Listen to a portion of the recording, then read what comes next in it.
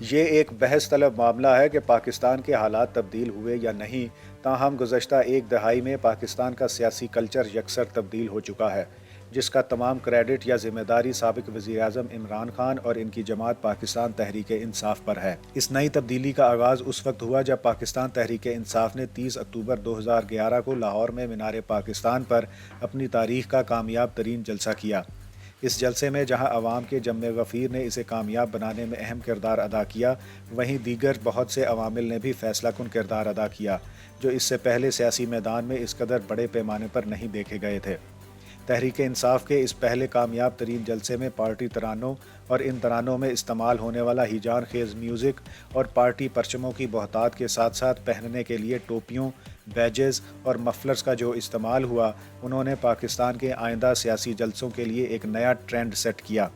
تحریک انصاف کے نئے سیاسی کلچر کو دوام اس وقت ملا جب 2014 میں عمران خان نے پارلیمنٹ کے باہر دھرنا دیا، جو 126 دن تک جاری رہا۔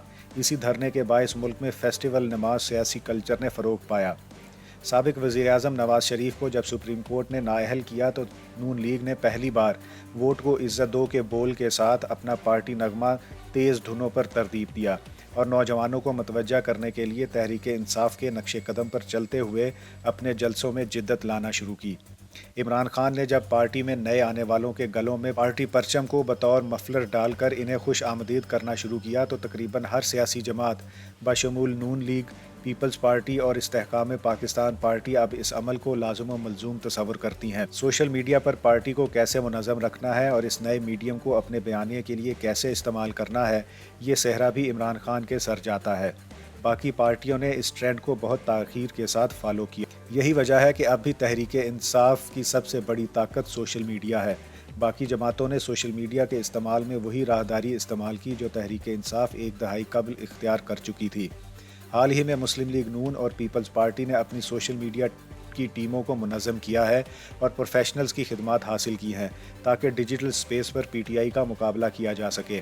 مسلم لیگ نون کے قائد نے رواں ہفتے پہلی مرتبہ بغیر کسی جلسے اور پارٹی میٹنگ کے قوم سے خطاب کیا، تو ان کے ایک طرف پاکستان اور دوسری طرف پارٹی پرچم تھا۔ پاکستان کی تاریخ میں ایسے خطاب صرف صدور یا وزیر اعظم کرتے رہے ہیں، تاہم 2017 میں عمران خان نے بنی گالہ میں اپوزیشن میں ہوتے ہوئے اپنے گھر کے لان میں اپنے دونوں طرف قومی پرچم لگا کر کیمروں کے ذریعے قوم سے خطاب کیا۔ عمران خان نے گزشتہ برس اپنی حکومت ختم ہونے کے بعد تواتر سے اس طرح کے سیٹ پر اسی حکمت عملی سے اپنے خطابات کا سلسلہ جاری رکھا۔ نواز شریف نے بھی اب اسی ریت پر عمل کیا ہے۔